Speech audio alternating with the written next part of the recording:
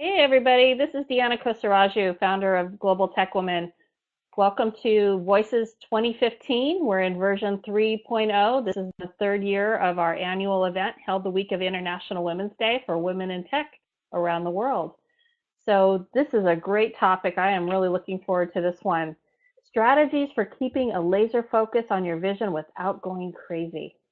So I know that there's some women in our community who can identify with this one, and Lisa Kaczmarczyk, who is with program evaluation and assessment consulting, is going to solve this problem for us by telling us, no pressure, Lisa, by telling us how we can remain focused without all of those distractions and ideas driving us completely crazy. You know, it's funny, Lisa comes up to visit me, I think about once a year, and we go through our big strategy of how we're going to move forward in our own careers. And she has great analytical abilities and the ability to keep focused. So I'm really looking forward to this particular session. We're going to have a PowerPoint, which I'm going to launch here directly, just as a reminder that you can drag and drop this PowerPoint anywhere on the screen that you would like. And she's going to let us know what slide number she's on so that we can keep track of what it is she's saying to us. If you have any questions or about this presentation, or if you want to let us know anything about yourself, please use the chat window over here on the right-hand side, and we'll try to address any issues. I see there's a number of visitors logged in, so you have to be logged into Spreecast in order to leverage the chat window, but you're more than welcome to attend the session. So with that, I'm going to hand this over to Lisa, and I'm going to put up your PowerPoint presentation. So here we go. Okay, I see it. Hi, Deanna. Thank you. Okay. Well, this is actually a really wonderful opportunity to talk with all of you about some things that I learned on the way to becoming an entrepreneur and trying not to go crazy. And it seems like today, I mean, everybody's talking about being an entrepreneur. It's like one of those hot topics in the media. Everybody has advice to give you. There's a flood of information about how you should prepare yourself, how you position yourself, how you should market yourself, all the things that you should do before you make the leap into becoming an entrepreneur. And there are a lot of assumptions that are behind all of this. And one of the biggest assumptions is that you have the time and you have the resources to plan everything out before you decide to take the leap. But sometimes life doesn't cooperate. And today, I have a successful business, as Deanna mentioned, as a project evaluation consultant, and I really do love pretty much all aspects of my life. But it didn't come about in all the way that I would have predicted. In fact, I never planned to run a business at all, and so a lot of the things I read about what you should do didn't apply. And so I want to share some of what I did and how I made things work so that if you find yourself in a position or you're thinking of being, a solopreneur, meaning someone who's working for yourself, or even an entrepreneur, and things don't necessarily go according to the way all the books say they should go, you have some strategies for helping, get everything organized. So just to give you a little bit of background, I spent about 25 years working in academia and also consulting in the tech industry on and off.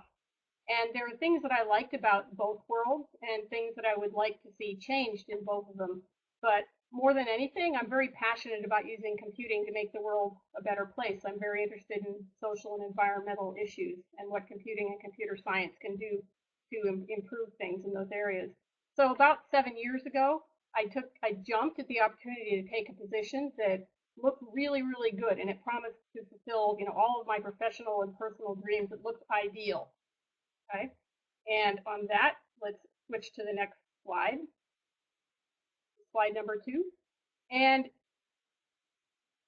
there, 2 years later, for the first time in my life, I was having panic attacks. I was clenching my teeth so hard that at night one of my teeth started to come loose. And this is because my job, my ideal, wonderful job, had become so toxic that I was afraid I was going to have a nervous breakdown if I stayed in that job. And so I left. It was the middle of the recession. I had a vision of using computing to make the world a better place, but I didn't have a business plan. I didn't have somebody to support me financially. I didn't have a large savings account to pull from while I figured everything out, and tried to see how I could get all my ducks in a row. Not only that, to add more pressure, My cat had just died. My father had recently died. I was under contract to finish a book. And my career, as I had just envisioned it, had blown up, feeling like it had blown up in my face.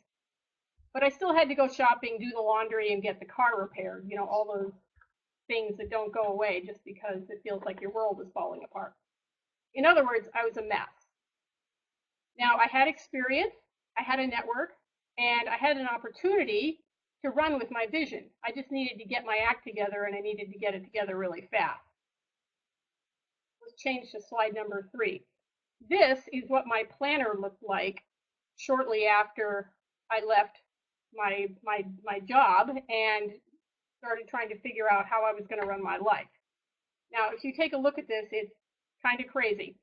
And if you look more carefully at something like this, and I don't know if any of your schedules, either electronic or on paper, ever look like this, but you've got large chunks of ill-defined time. There's some that just say book in there, interspersed with lots of really over-detailed tasks, lots of scribbles, because I like to scribble, lots of arrows, lots of little, random things all over the place. Now, perhaps this kind of a schedule would work if you have an organization that is setting goals for you, providing structure, defining what your outcomes are going to be. You've got someone checking in on your progress. But if you're the one who has to figure all that out for yourself, this doesn't work at all. And on top of everything, this is really missing the big picture. If you have a schedule that looks anything like this, and you keep track of it anything like this, it's a setup for getting bogged down in whatever happens to be in your face at the moment. And especially if you're under any kind of stress at all, as most of us are, you're going to have a lot of things flying in your face, and you're going to lose track of your big picture.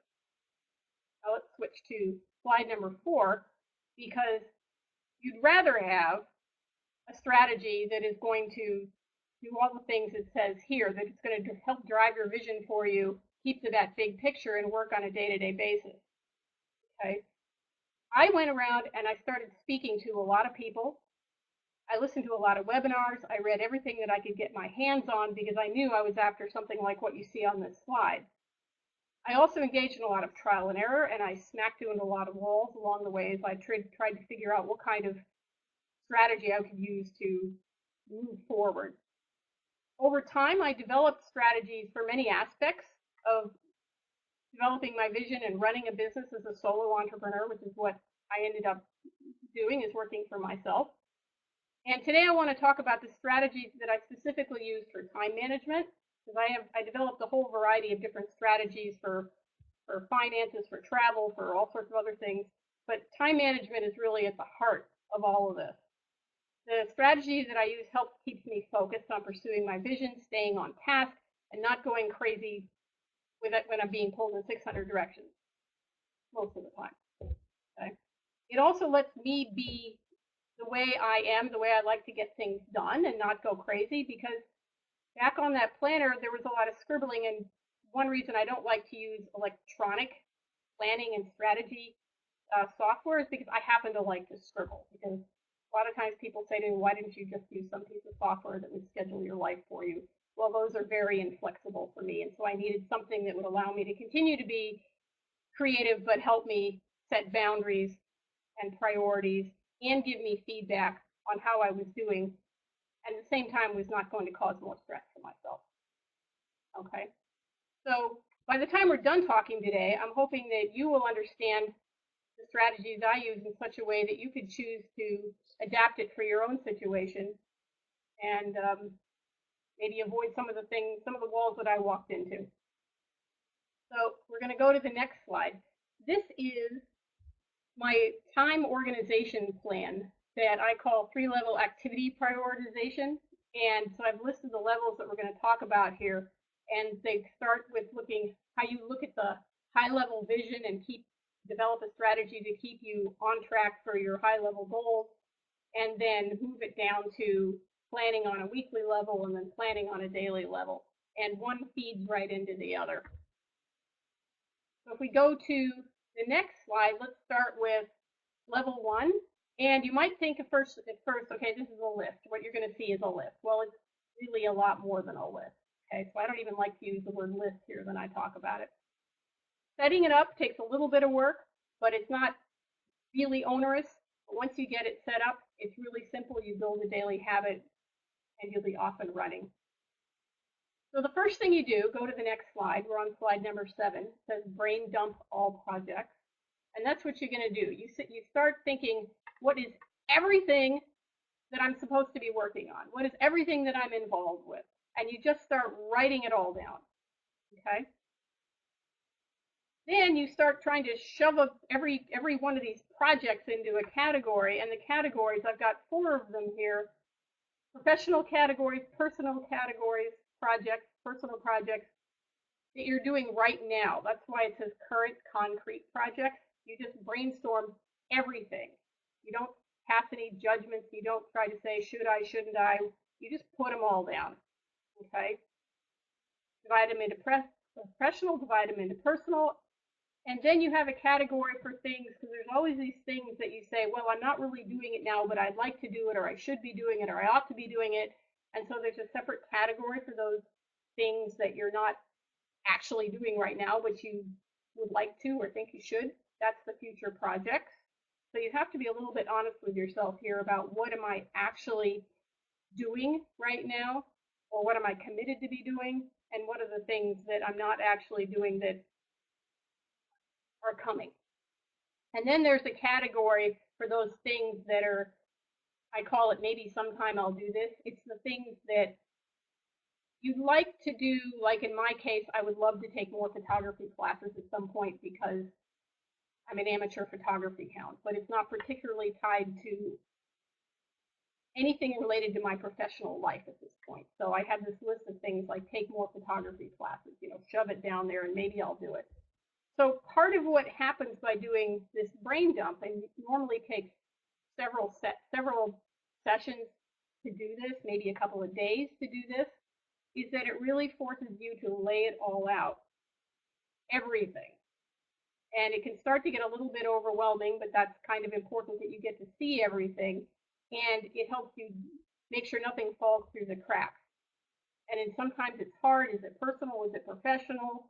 Is it something I'm currently working on? Is it something that I'm going to work on, something I'm not really going to work on, or I was fooling myself by having to put things in one of these categories? You're starting to get real with what's going on and what it is you have to deal with. And it's harder to sort of procrastinate or make excuses about what's actually going on. If you go to the next slide, I'm showing you an example of part of my actual current list of what you would get if I had done a brain dump, and this is part of a list that I actually have today of my current concrete projects. I've renamed a few of them since some of my clients probably don't want to be showing all over the screen. But you see I've got a list here of, and this is just the project names that I'm working on, one of which is Voices Conference, okay? And they're just all listed out, and below this, because you can't see it because it wouldn't fit on the screen, there's lots more of them, lots more projects. There's a whole other category for personal projects that I'm working on, and the other categories that I talked about as well. So it's actually a pretty long list. In the document that I've got online, it's probably about 4 pages in 10-point font if I was just to list the projects. Okay, so you dump them all out, you see what you've got. Then after you've done that, after you're sure, go to the next slide. We're now on slide 9. Once you've listed all those projects, you're sure you've got all those projects, then you do a brain dump for all the tasks for each one of these projects. And the key here is you have to force yourself to be really discreet with listing these tasks, and I'll show you an example in a second. But you have to make every task one item and not a big generalization. And this is when you start to see a lot of growth, and you start to see how big and how small or how complicated or how simple every single one of your projects are. And you also probably have to walk away from this and come back to it, because you're not going to think of everything all at once. You'll put a bunch of things down, you'll go away, you'll go shopping, you'll have dinner, you'll go meet someone for coffee, and you go, oh my God, there's this other task, and you'll come back and you'll put it in, and it grows. And this is about the time, go to the next slide, please, where you're going to start freaking out, because this is when you're going to go, whoa, okay, have I forgotten anything? There's more. Oh my gosh, there's so much I'm doing.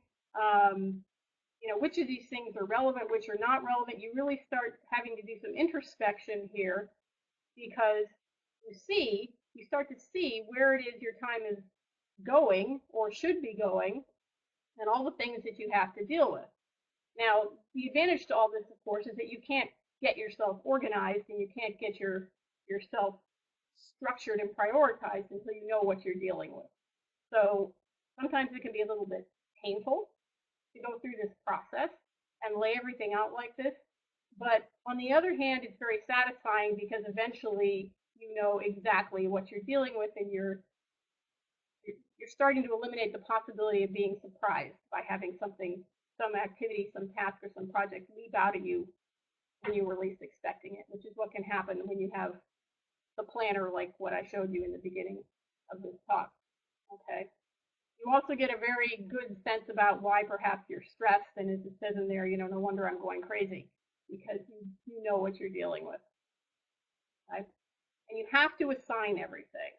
Again, just like in the previous task when we were talking about projects, if you have something that seems to go one place or the other place and you're not sure where it goes, you have to make a decision. You have to decide where you're going to put things. It's cheating. It's not fair to sort of say, well, I don't know, and I'll stick this off to the side and just not deal with it, or some sort of excuse. You can't go on until you've got everything laid out. Okay. So if you go to the next slide, it's slide 11. This is an example of a piece of my current list. Okay.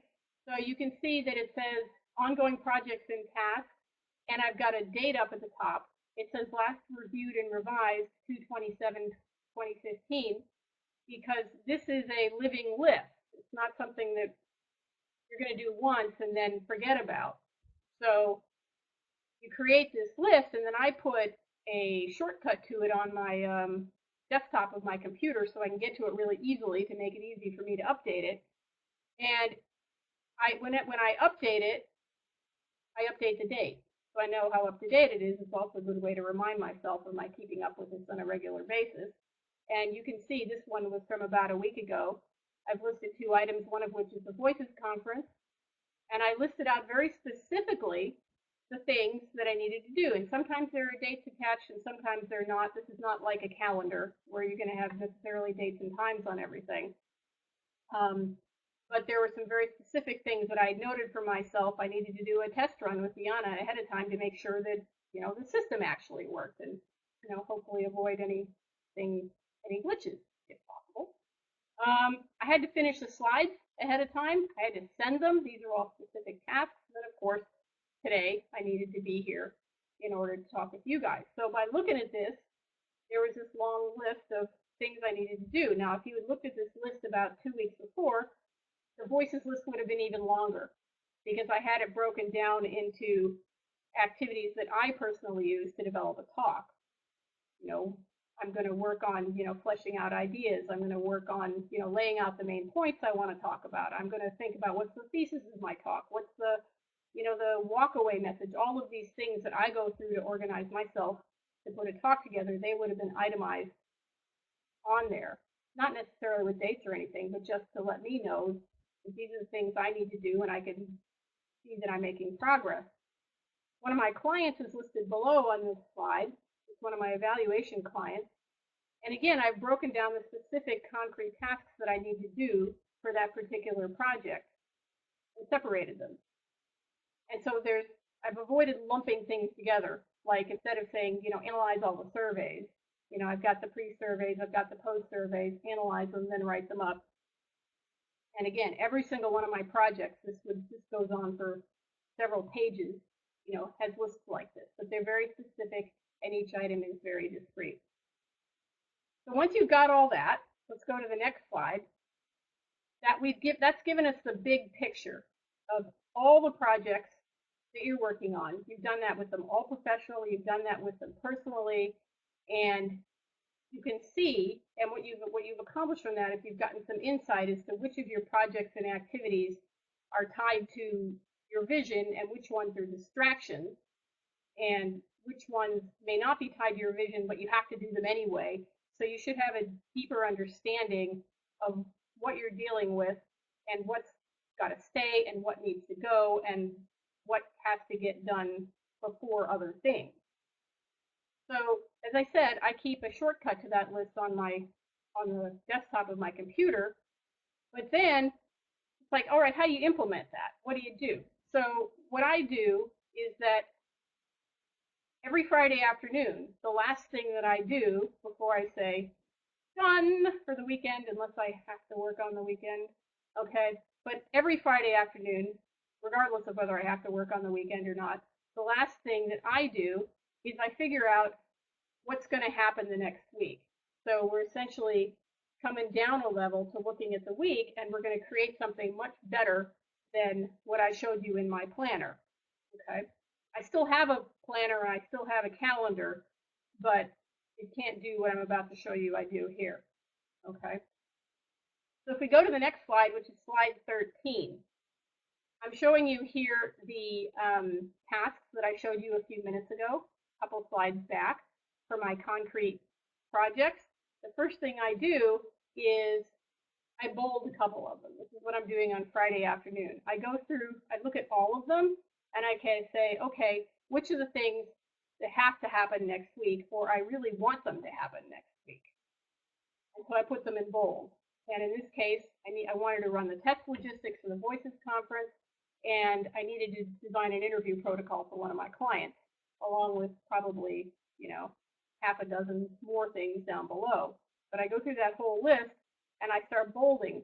And once again, this gives me some insight into choosing what are the things that I really need to focus on in the coming week in order to move forward, in this case with vision for my business and doing what I need to do, and choose things that are going to help me get there and balance that with the things that have to be done anyway, like maybe I need to go to the dentist or something, okay? It also helps me say to certain things, no, that can wait. That doesn't need to happen next week. I've got some choice over that. And when you're working for yourself, you've got huge flexibility on all this. So you're constantly having to make these decisions for yourself. This is one of the toughest things for some people to adjust to when you're working for yourself, is that no one's telling you this is what you should do today, this is what you should do next week, this is how you should prioritize things. You have to do that for yourself, and you have to make smart decisions about it. Otherwise, again, you'll spin your wheels, or a week will go by and you won't have gotten done the things that really would have helped you move forward. So Friday, I prioritize for the coming week by making them in bold like that, and I take a look at that, and usually I can tell right away if I've got way too many things in bold and that's just not going to work.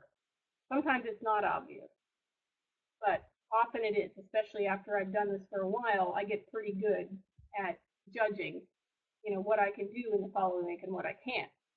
So if we go to the next slide, I'm going to show you what I do next. Is I then write out the priorities for the next week, and I start tagging tentative days on them.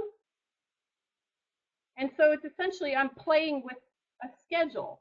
Now, you can see that I've listed out a little bit more here so I can show you an example. This is kind of typical for what one of my weeks might involve. Is I've got 1, 2, 3, 4, 5 projects here. This is slide 14. I've listed out the items that I had bolded on the grader sheet, on the ongoing projects sheet, and then I start attaching days to them, and it becomes pretty clear pretty fast if I'm overcommitting myself. If I start listing 5 things on Monday and then 5 things on Tuesday, and suddenly discover that there's just way too much stuff, then I have to make some decisions, and it's still Friday afternoon at this point.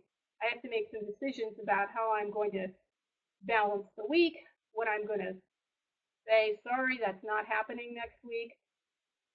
All these tough decisions, you're essentially setting up a tentative schedule. And I'm not putting times on here or anything. I'm just trying to get a sense of the balance of what is my week going to look like. Okay. And remember how I said in the planner that I like to scribble and I don't like electronic systems for scheduling and management? This is what I actually really do with this second part. Okay. I write it on paper. So this is the exact same list you saw a minute ago in the prior slide. My ongoing projects and task list is in a document. It's typed up. However, my weekly list, I scribble onto a piece of paper. And the reason I scribble it onto a piece of paper is because this still allows me to do the kind of scrawling and diagramming, which isn't too heavy on this particular example because I wanted you to be able to read it. But it allows me to have that sort of creative feeling that I like to have by being able to scribble and draw and rearrange and scrawl, and just I enjoy writing better. And I feel like I have a little more flexibility and freedom than if I'm having to type. Sometimes I just don't want to type anymore. So this is actually what every week's schedule looks like. And it says at the top next week's priorities. By putting this together, as I mentioned a minute ago, it's forcing me to be organized. It's giving me insight into how I tend to commit myself and what I can and I can't do. Makes me remove the fluff, okay? Allows me to scribble. And at the end of the week, I'm going to throw it out. That's the other nice reason for not doing this electronically, which is that when I get to next Friday, I'm going to take this piece of paper, I'm going to crumple it, and I'm going to chuck it. Hopefully everything will have been scrawled out with a scribble and checked off. If not, it's going to be pretty clear to me that it's not. But I'm going to throw out that piece of paper, so it's not going to be dangling around, hanging over my head, torturing me with, guilt trips or whatever, or having this, little backlog of files in my computer that are just going to turn into a mess. This piece of paper will go in the trash, which is really nice. Makes me feel good. Reduces my stress. So if we go to the next slide, which is slide 16, this is the third piece, which is what are we going to do every single day? So on Friday afternoon, I've laid out my plan, and assuming I didn't have to work on Friday, I went and had a good time on the weekend and did whatever it is I want to do, and more or less forgot about things until Monday, even though, of course, never really forget about anything. But in other words, I went and did whatever it is I wanted to do on the weekend. And what happens on Monday? Okay. Well, one thing is that I didn't mention is I take that sheet, and actually I will mention it now, we're on slide 17. I take that next week's priority sheet and I use it to construct another little sheet for me for every single day. And again, it looks like a list, it is a list, but it's really more than a list because it's actually helping me to develop insight for myself and schedule and learn. So I went through that next week's priority, and I do this at the end of every single day. So actually the first Monday's schedule I do Friday afternoon, Tuesday's schedule I do Monday afternoon, Wednesday's schedule I do Tuesday afternoon, etc. It's really fast, it's really easy because I just look on that next week's priority list and I say, okay, a Monday thing, a Monday thing, a Monday thing. I pull out all the Monday things and I write them down. I don't really worry too much about ordering them at first. I just write them all down. And I can see real fast, okay, this is what my Monday's going to look like. And I roughly order them.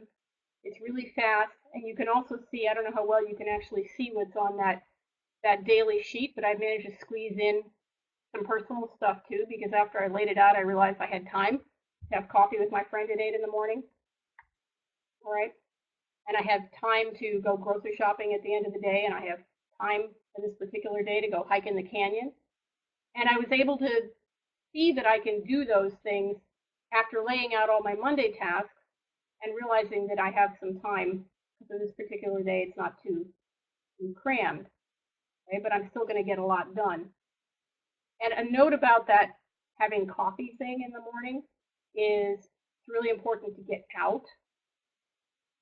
And I find that it's really helpful for me to schedule myself to get out. That's why I wrote in coffee with Lois at 8 in the morning, because If I don't schedule myself to get out, I can get so focused and so kind of obsessed on whatever it is I'm really excited and working about that I just don't get out.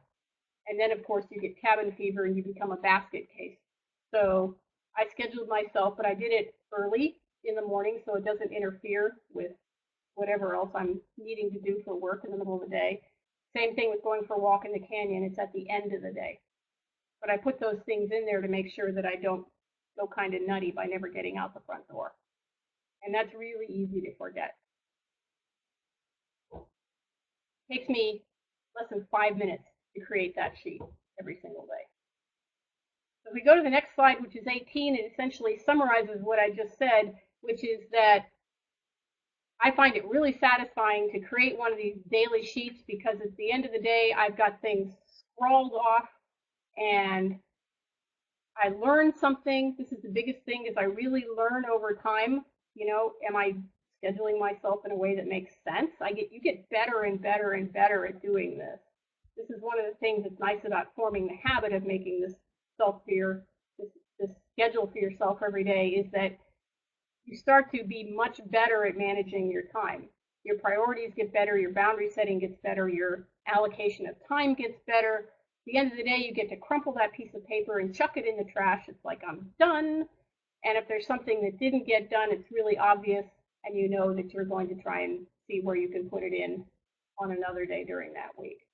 So more than just a list, this is a really good device for helping to teach yourself about how to work and how you work and, you know, what your limits are.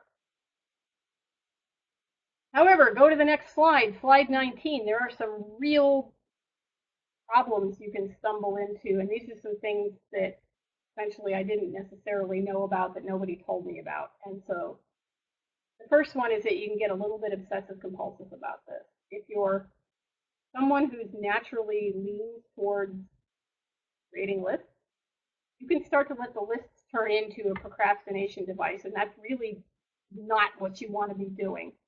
Okay, so you have to be aware of the fact that if you're starting to spend an awful lot of time on your list, something's wrong. Because the lists are supposed to save you. I wasn't going to use the word list. Okay, creating these tasks. Okay, if you're spending too much time doing them, if you start thinking about them as lists, and I need to be a list person, okay, that's wrong. You're just going to cause yourself more stress. Okay. On the other hand, if you're somebody who's not really into doing this sort of thing, it's easy to start saying, oh, I'm not going to bother today, or I don't have time for it, or I'll do this later, or I've got to do something else. Okay, if you're more of that kind of person, you just have to start building in the habit and saying, you know, I'm going to do this every afternoon. I'm going to realize it's only going to take a few minutes. I'm going to do this every Friday afternoon. It's not going to take very long. And after a while, it just becomes a habit. There are times when you need to remember to ask other people for support. This is another problem I found that, you know, I'm prone to, and a lot of people are prone to, who, you know, are running with their own vision and feel that they can or should or have to do it all yourself, and you can't let anybody know that you're getting stressed. And if you really aren't good at something, or you really have a question, or you really need help, you need to go out and ask. In my case, I'm really lousy at doing my taxes. I'm also really lousy at balancing a checkbook, which is something for a long time I was kind of embarrassed about. I thought, okay, I'm a computer scientist. I should be able to balance my checkbook perfectly, and I should be able to do my taxes perfectly. Well, I was practically getting migraines trying to do all of that, and finally just said, this is ridiculous. I bought myself some software to help me with my checkbook. I bought Quicken, and later a more sophisticated program. And I hired an accountant, and the accountant has not only saved me the stress by doing my taxes, but shown me all sorts of money that I can save, and so she's reduced time, money, and stress for me. Okay. The most unexpected problem I came across was friends of mine who think that just because I work for myself and I design my own schedule, especially if I start telling them about my strategy, they think that this means that I can come hang out with them. And you say, oh, you want to come have lunch for 2 hours? Or, you know, can you meet me for coffee at 10 in the morning? Or would you like to go for that canyon walk with me at 2 in the afternoon? And the next thing you know, your whole idea for planning has gotten blown out the window. And I've had some very hard conversations with friends about the fact that, yes, I really do work. I work a lot. And no, I'm not available just any time of the day. And can be a kind of a painful conversation, and I've had it more times than I can tell you, and I just didn't expect it. So you kind of have to be, it can be a slippery slope. You say yes a couple of times, and the next thing you know, you're doing it a lot, and you've built expectations. You can also end up, and the last thing is you start realizing that you're talking to yourself. It means there's too much. You're not getting out enough. You're not going out. You're not scheduling those meetings to see people face to face. You're not interacting with the real world enough, which can happen. And so if need be, you need to schedule yourself into getting out. So go to the next slide, which is slide 20, and I've listed specifically just some of those things I was just talking about. You want to keep that ongoing projects and task list up to date. That's why I suggested you put a shortcut on your desktop, because that makes it really easy. Then you have no excuse. You remember something you need to do, you just click the darn thing open, you type it in, boom, you close it. You're back to doing what you're doing. It took a split second. Okay. You're spending more than about 10 minutes on Friday afternoon on your weekly task, your weekly activity priority generation. Okay, something's wrong. You're spending more than 5 minutes on your daily creation of your activities. Too much. Okay, you shouldn't be spending a lot of time on any of this. If you are, you're going to be in this tar pit that I talked about here. Okay, as I mentioned, big trap for solopreneurs is not getting out. You get cabin fever. And I use what I call the 2 to 3 rule for knowing when I need to actually hire somebody for help. Okay, first of all, I determine that I really am lousy at something. And I have to get over my pride in thinking I should be able to do this. Okay? It's actually getting in the way of pursuing my vision. So time, stress, money. If hiring somebody to help me will take care of 2 of those, and I'm really lousy at it, do it.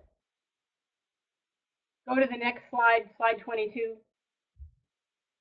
Got to say there are certain times that I'm not going to schedule.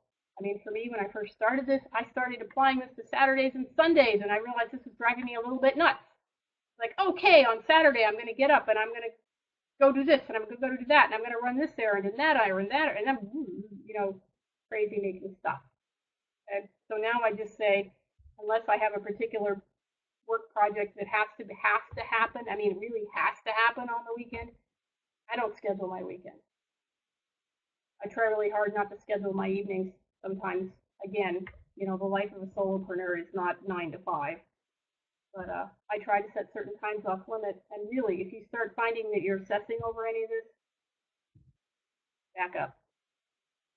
Okay? Step back. So, change slide, slide 23. This is just sort of the overview of why I do this, and why it might be helpful for you if you find yourself kind of out of control with your schedule and needing to figure out how to organize yourself. You keep an ongoing project and task list that helps drive your vision. It keeps the big picture in sight. You keep your weekly activity list to make sure that those activities for your vision are actually going to get implemented. And then on a day-to-day basis, you keep from getting distracted and pulled off in lots of different directions. Slide 24, this is kind of the bottom line. If you've got a vision and you want to follow it, you really can. I mean, if I can do it, and I felt like I was starting really from behind the 8 ball, you can do it. Okay? You can get that focus and you can not go crazy. And that's what I wanted to share today with you. So thanks very much for listening. Deanna?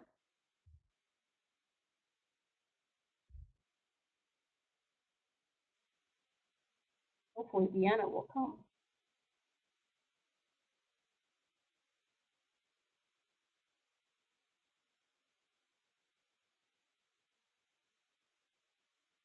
I can't hear you, Deanna.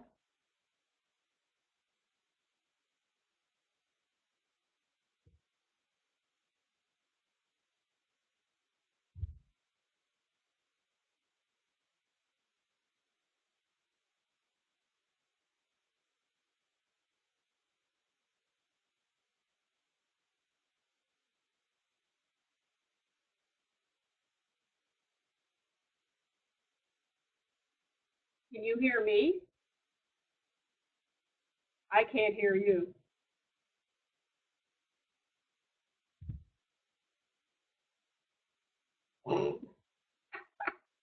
No stress.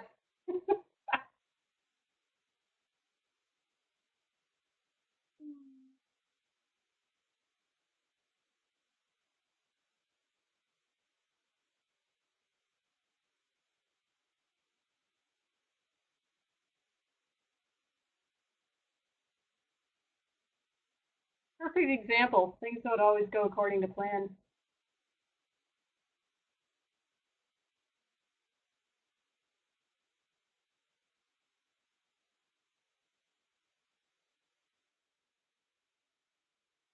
Testing.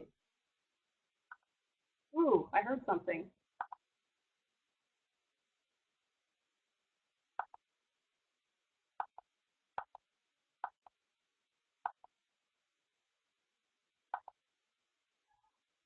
Okay, can you hear me now? Man,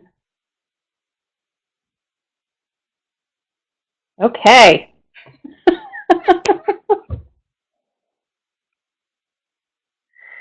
You know, we're pushing the limits of technology this week, so, you know, I just go with the flow. When stuff like that happens, you just got to say.